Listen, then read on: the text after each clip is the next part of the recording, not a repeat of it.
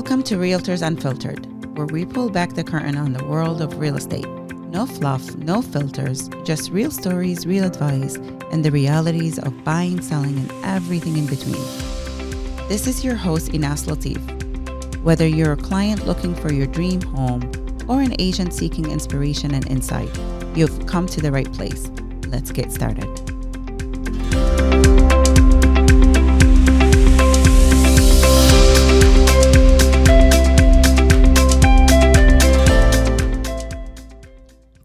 Welcome back to Realtors Unfiltered. You know the drill. Real estate, lifestyle, design, and everything we actually deal with day to day. I'm Inas Latif, 25 years in the business, over 1,300 closings, and still loving every minute of it. Today, we have someone I've been super duper excited to bring on. He's insanely talented. His design style is clean, warm, modern, and truly livable. The founder of Jason Pleskow Design, right here in Buffalo, Jason Pleskow. Thank you for having me, Naz. It's Very an excited. honor. It's an honor. So before we get started and into the nitty gritty, I want people to get a sense of you. Your design work, has a very distinct feeling. And I know that firsthand because we're working together on some things for myself. Modern, soft, functional, but still so beautiful. How do you describe your design philosophy? Yeah, that's a great question. So for me personally, I'll walk into a room and I'll just basically do what I call a scan, right? I'll look at all four walls. If there's four walls, some walls will have mostly, windows, the ceiling, the floor, and I'll just sort of get a feel. It would take me a few minutes just to be there to understand the flow of the room, where it's positioned in the home. Mm-hmm. If it's not a home, it could be an office building, could be a doctor's office, etc. And really just understand, scale too, right? Because everything that we would essentially be doing in the room will come down to, again, just curating all four corners of that room. So for me, like I said, I'll take a visual scan and then I'll start seeing color. Mm-hmm. I will start seeing other textures, whether it's rugs, new floors, could be marble, furniture, etc. Again, I'll just sort of have this loose vision in my head of what I think will look right in the room, and then we start to build from there. Mm-hmm. Does the client lifestyle come into play when you're doing your scan? Do you ask any specific questions during that process? Absolutely. So for me, I really want to get a feel for the client's vision if they have one. Sometimes a client will say, I don't know. We're starting from, ground zero. I don't know what color. I don't know what it should look like. That's great. I really enjoy situations like that. But at the end of the day, it's still a collaboration. Mm-hmm. I'm not going to be living in the home. It's my clients that are going to be living in their home, and I want them to be happy at the end of the day. So for me, I love input. I love when, someone does have a vision and I'm able to make that vision come true. But in some cases, like I said, they don't know, and I'll throw out some ideas. Some ideas will the client will gravitate towards, and others, they're just not sure. So I'll have to take some extra steps to show them the inspiration behind the concept that I'm proposing. Yeah, that makes sense. Like for me, sometimes I feel like I go back to what I'm comfortable with, what I'm used to. And what's the point of redesigning a room if I'm going to do it exactly or very similar to what I already had? So I love that you come in with fresh ideas and you consider color. Color is something we've been missing for a while. Exactly. Yeah. Yes, for sure. And I'm glad that you brought that up because I'm actually working with a client right now who has actually inherited a lot of family heirlooms, very important items, but heavy furniture, very ornate artwork and mirrors. Not sure if that's essentially the client's style today, but these items are very valuable to them. And I would say that for the most part, their aesthetic and design style is traditional. So for me, I want to find a happy balance. I want to be able to incorporate a lot of these important heirlooms into this dining room that I've been working on with them, but give it that sort of updated, contemporary balance and feel to the room. So I think we're definitely accomplishing that. But, the point that I also wanted to make is that I want people to feel comfortable to get out of their comfort zone, right? Because like you mentioned, you keep going back to what you know, what you like, what you're used to. When I come in, I give you different perspective. And I think that that's important. I wouldn't be doing, my job if I wasn't able to explore different scenarios that you might not have thought of. Yeah, absolutely. I'm so sick of the gray beige that I've had for the past 15 years, but I really don't know where to start or too scared to maybe make that bold change. And without someone like yourself by my side, reassuring me and making sure that we are choosing the right colors, I don't think I'll ever do it. So, yeah. Exactly. So I say to my clients, you guys sleep well at night. Let me stay up all night thinking about the paint colors, the wallpaper, going from beige to a blue potentially, because again, color is so important. My mother, has worked in the industry for well over 40 years in the Buffalo area. And, we joke because she likes to incorporate white into a lot of her homes, her home included for her clients. But for me, we joke because white is not a color, even though depends on who you talk to, white, but it's not, right? So for me, I'm the complete opposite. I go into a space and I see white walls. For me, that's just a perfect opportunity to look at it as a blank canvas to have a lot of fun with. So. Yeah, exactly. And psychologically, color has different effects on your mood and productivity, right? Do you take that in consideration? Absolutely. Absolutely. I mean, for me, I love just a very, moody feel. And it doesn't have to be dark, but it could be, again, incorporating a certain color, but other textures that are layered into it. I feel as though, a room tells a story, right? And I don't think, you're able to accomplish that if you have 4 white walls. It's going to be extremely sterile, and it's not going to have that warmth and that feeling that people like to come home to, at the end of their day, right? So I like to accomplish that for sure. So I'm all about the color. I love it. Now, you also don't just do interiors. You do custom furniture, layout planning, problem solving, from different hands-on angle, I would say. Most designers stay or stick to one lane, but you've built something more integrated. Where did that come from? Sure. Great question, Inaz. For me, I've always been an out-of-the-box thinker. I really, always enjoyed to challenge myself. I also don't want to overcommit either. I think that there's a happy balance between the two. But, for me specifically, when it comes to interior design, I get stuck in this vision of what, again, I think that room needs, or that piece of furniture that I can't necessarily source or find. And I will scour the internet to find, that particular piece. Or maybe I saw it in a showroom and, it's a lot more expensive than a client is willing to purchase. Well, that's where we have to get creative, and we have to essentially take that inspiration behind the particular piece and make it more budget friendly.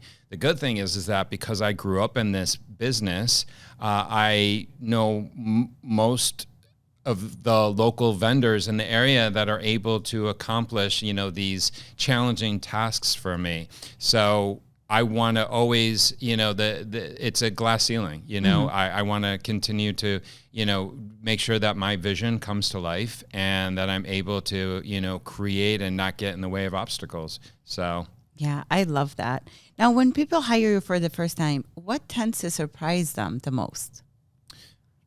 Sure. So I think ultimately when I'm meeting a client for the first time, they'll look to me and sometimes they may feel embarrassed by their space. Oftentimes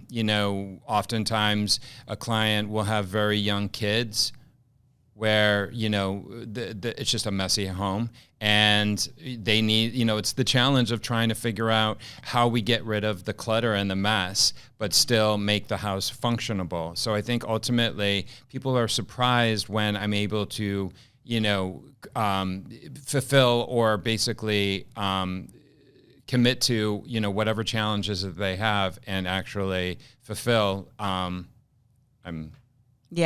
I run into the same thing often too when I walk into people's homes. Often they're embarrassed by the clutter they accumulated over the years or the mess that kids left behind. But it's just reassuring them that I'm not there to judge. I'm there to help them and help them also get the home photo ready, market ready, and so forth. So I completely get it. Exactly. Right. All right, Jason, I'm walking through homes on a daily basis, and within seconds, buyers either connect or they don't. What are the top interior changes that actually move the needle when someone wants to sell? Great. Some of the first fixes, not fixes, I should say, just basically tweaking that a home buyer can, basically achieve is paint. Paint is easy, right? I mean, paint is relatively inexpensive. You can actually do it yourself. So that would be the first thing that I would recommend. But don't go with any, real bold color. Be a little bit more conservative because you want to have the opportunity to actually live in the home and figure out, what are the next steps, right? Because eventually you may want to do a full gut renovation. You may want to, change a room completely. So don't commit to anything that's too bold in the beginning. Learn to live with, conservative color, if you will. That's the easiest fix in the beginning. Obviously, certain pieces of furniture could make a whole lot of sense in the space. Utilizing mirrors, I feel, could really transform a space. I notice that whenever I incorporate a mirror in the room, it makes the room feel a lot bigger. So I would recommend that to any new home buyer as well, or while you're actually working with clients to figure out if that home is right for them or not. That's something that I would always consider and suggest to them. I love hearing you talk about mirrors because I love mirrors. And for a little while, I thought maybe they're a dated thing now, but I'm so happy to hear that you're a fan. But if you're a homeowner or seller, now we talked about color and boldness and some wallpaper and customizing the space to your, liking and making it moody. But now you got to sell the house. What's your advice if a seller is getting ready to sell their home? Should they then go through the house and re-neutralize it, or should they leave these bold choices on the walls for the buyers to see? That's another great question. Personally, what I would recommend is the seller take photos and videos of the current state of their home, right? So if there is a room that has wallpaper and bold color, etc., take a video and photo of it, have that documented. I think it's important for the new home buyer to essentially get options of the look and feel, because not everyone's able to sort of put aside what they're currently seeing and visualize what they would want that home or that room to look like. So I think personally, and you would know best, neutralizing a home is probably going to be the easiest thing, for a seller, and then essentially a buyer to, create that transaction. But I think it's also important, like I said, to show that, this room could look like this as well, right? So sure, if you show a incoming home buyer a room that was painted and has wallpaper, and then the seller actually decided to neutralize it, well, that opportunity has now passed. But I think, again, take that room and what it previously existed, and know that you can do that in the future, but with some extra tweaking. Yeah, I couldn't agree with you more, because I feel that boldness and moodiness was customized to that particular homeowner, and it might not suit the majority of the buyers in the market. So neutralizing it might work better when selling it. But I didn't even think to do that before. I love the idea of take videos and pictures of what it looked like, give the buyers a vision and idea of how they maybe can customize it for themselves. Maybe not the same exact color, because that's not the color they like, but a different color and so forth. I love that idea. Thank you for that. Now, because I can't ignore this one, my next question is, what are the things that instantly date a home? That oh no moment that the buyer may notice right away, or potentially when you entertain as a homeowner or anything like that, someone walking into your home will notice right away and makes the home feel dated. Sure. I think ultimately a few different elements in a home that make it feel dated will be carpeting, especially if the carpet is lighter or stained. That would be the first thing that I would personally notice. Mm-hmm. Tile and flooring, as well, will always make the home feel dated. Kitchen appliances. I mean, these are all the things that when you add them all together, it will create more of that dated impact, as opposed to, a few different areas where it's older carpet, but then there's new flooring and there's new appliances, but the cabinets are still old. So I think essentially it's just, there's different elements to make it, to sort of creating that dated feel of a home. But as far as carpeting, flooring and tile and cabinets, those are the things that I think ultimately will be the first pieces that people will get tripped up on. And notice right away. Exactly. And you're right. Sometimes when you have new appliances with old cabinets, having the new against the old makes the old look even older. Exactly. To me, Yes. Especially depending on whatever the color of the cabinets are. Yeah, exactly. Or if you got a few new appliances and one that's still, 20 or 30 years old that doesn't even match the rest of them. Wouldn't you agree? Yes, absolutely. For me personally, that would be, a eyesore, right? Because I like to, achieve perfection as much as possible. We know that doesn't exist, but, I like everything to be seamless. I don't like there to be, things that are just off balance. Yeah. So yeah. I strive in balance. Yeah. Balance is a good way to live, I would say, all around. So I personally see a lot of homes, and I'm sure you do too, where the bones are fantastic, but the layout is a disaster. So talk to me about some of the space planning and how much does it influence, what you do with the space, how you help a homeowner maybe recreate or make it more functional and so forth, maybe with or without major renovations. What would you suggest? Sure. I think ultimately I wouldn't suggest to a new home buyer making any immediate decisions. I really firmly believe, and this is my own experience too, mm-hmm. that you have to live in a space to sort of get an idea of like what you really want and envision in the long run, and I think ultimately, sure, there's scenarios where the bones, like you said, are really great, but it needs a lot of work, right? Maybe the kitchen layout is, not as accessible to the new home buyer as it once was to the previous one. I think ultimately, again, using a kitchen as an example, you may have an island that's too small that we just have to make a little bit bigger, or we have to reposition the island.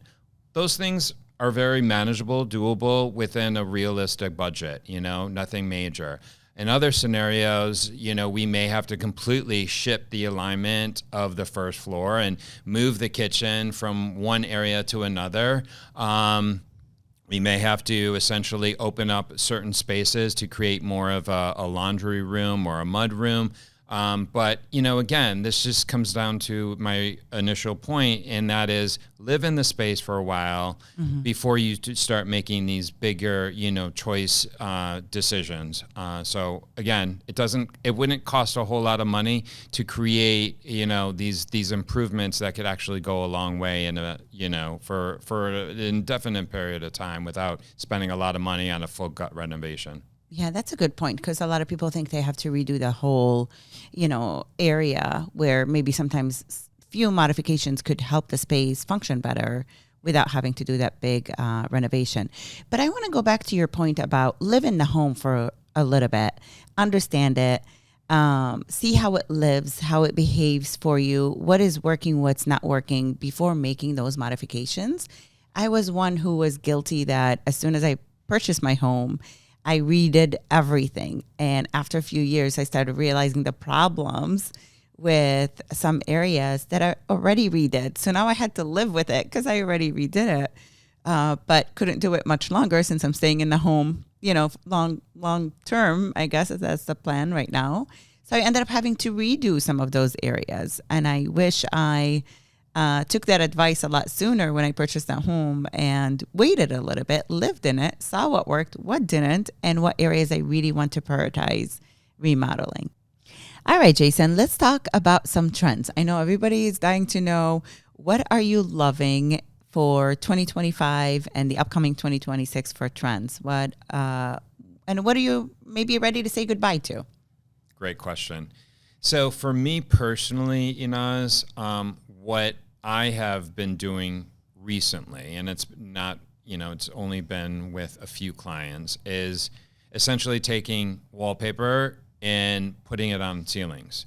It doesn't make sense in every room of the home, but it does in certain rooms. So the client that I mentioned earlier today, who has a very traditional design aesthetic, in order to achieve sort of that modern, traditional look and feel for the dining room, decided to sort of, spin it a little bit. So we decided to take wallpaper and put it on their ceiling, to create this very moody, very elegant, heightened, just look and feel for the guests that she has coming over to her home. And she likes to entertain a lot. So there's going to be a lot of time spent in that room. And I wanted to make sure that it was not only warm and inviting, but it was also something that, people would talk about, and it also brings out a lot of personality in the artwork that we put on the walls. So for me, and it's going to be a new trend, or a trend that I'm going to be consistently, working on, is, again, wallpaper on ceilings.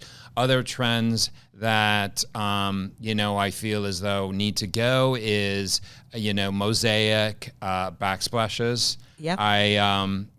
Every time I see that now, that's one of the first things I say has to go. And no offense to that design. I just think we could do a lot better. What would you suggest instead? Yes.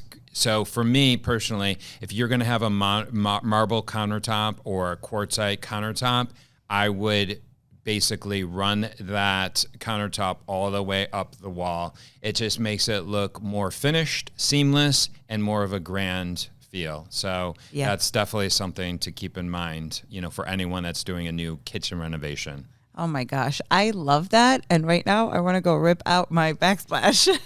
We'll get to it. And I love that you're setting your own trend. You're not really following what is out there as a trend. You're setting your own trend, but also taking consideration that that's an area your client loves to use, entertains a lot. So it's important to her, and setting something completely different in that room just made the whole project, it feels like, or sounds like, well worth it to her. Would you say that? Exactly. And, again, going back to a previous question that you asked, it's about getting the client out of their comfort zone, right? But they're not going to just commit to anything that you say.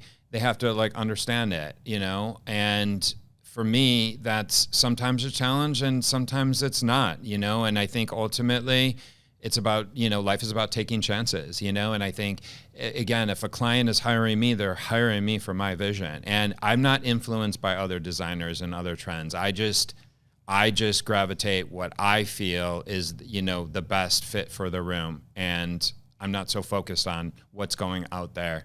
I just, again, I have my own stamp of design that I put on my projects. Mm-hmm. I love that very much, because otherwise we will all end up with the same looking house, right? And that's boring. It is boring. Yes. I personally don't follow, for instance, makeup trends. I pick the trends that fit me and my skin tone and hair and whatever. This is the only way I could make an example of a real life for me. And I like that for myself, because if I'm wearing the lipstick that everybody else is wearing because it went viral, we all look the same in a way, It's not unique to It's me not. and my personality. It's not. Yeah. Exactly. And, you said it best. You have such a dynamic personality. You're not like anyone else. I'm not like anyone else. And, when people can actually, appreciate that and realize that about themselves, it creates a lot more, fun in life. Yeah. So every client has their own unique personality. Exactly. And you're trying to bring it out for them in their space. That is probably the biggest joy for me, is able to accomplish that at the end of any project. Yeah, that's so exciting. I love that. So your design here in Buffalo and Buffalo homes are not like other areas. I know you've traveled and lived in different areas as well, like California or New York City. What makes designing here in Buffalo specifically unique? So for me, I grew up in Buffalo, but I also, upon graduating from high school, left Buffalo for many, many, many years. Never thought that I would actually return after living in New York City. But COVID, changed everyone's lives and essentially brought me back to Buffalo, where I was able to reprioritize, what is of interest to me? What am I passionate about? And when I did first move back here, I started thinking about, again, what are my long-term goals going to be here? I started to look at homes. I started to talk to builders, and I got a really good sense of, the different home styles here in Buffalo. And like I said, growing up in the area, I was pretty familiar. So I personally like the challenge of going into homes, that were built in the 80s or built in the 90s. I used to go over to, friends' homes after school, and it's just always been a memory of mine. I like to be able to walk into a home, take that, and just completely transform it, So I think ultimately, Buffalo is a great community. Like I said, there's a lot of great vendors and resources in the area. People will be fooled, to realize that there's not enough here, but there is. You just have to know where to find it, So for me, I love to, go to consignment stores and find an item that, is 50 years old and transform it, whether it's paint or adding other elements to it and creating something new. I mean, that next to a home goods item, in the same room is just something that I always try to achieve in all of my designs, because again, it comes down to perfect balance. Yeah. So they basically elevate and balance each other when you pick unique pieces to go with maybe some more common pieces. Exactly. As well. Yeah. Exactly. And that's, again, the vision and the, experience and the offerings that I could provide to a client that it was something that they never even could comprehend. Mm-hmm. Yeah. So you worked on such a range of projects, and, people may not know this, but you work with residential space and commercial space as well. If you can give me one project that is your dream project that you still want to do, what would it be?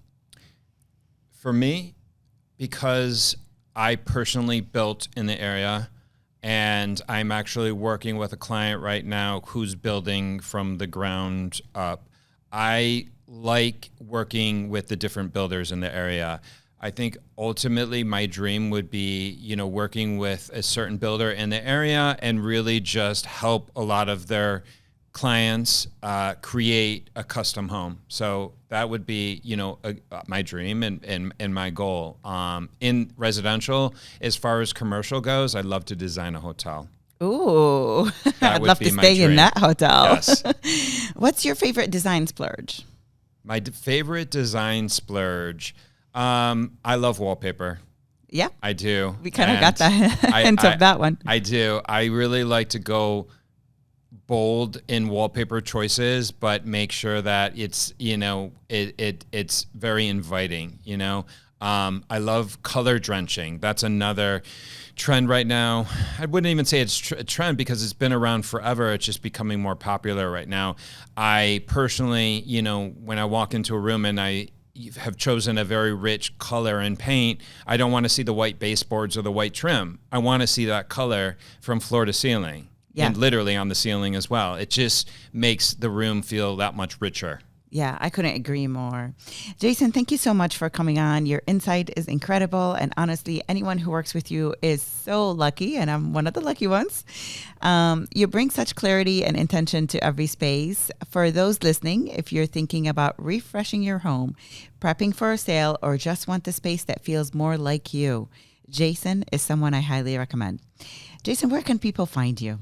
Well, I want to also thank you, Inez, for having me. This has been very enjoyable. I enjoy working with you, and hope to come back again and tell you about some new projects and other future designs that I'm going to be working on. As far as my contact information goes, you can find me at Jason Pleskow Design on Instagram, jasonpleskowdesign.com, and Jason at jasonpleskowdesign.com. Definitely follow the Instagram account. It's a lot of fun to watch all the different spaces and designs and pieces that you feature and highlight on there. And as always, thank you for tuning in to Realtors Unfiltered. If you're buying, selling, thinking about redesign, or just learning about all things home, I'm here. Don't forget to like, subscribe, share the episode, and stay tuned for more. Thanks for listening, and I'll see you next time. Thanks for listening to Realtors Unfiltered, where real estate meets reality.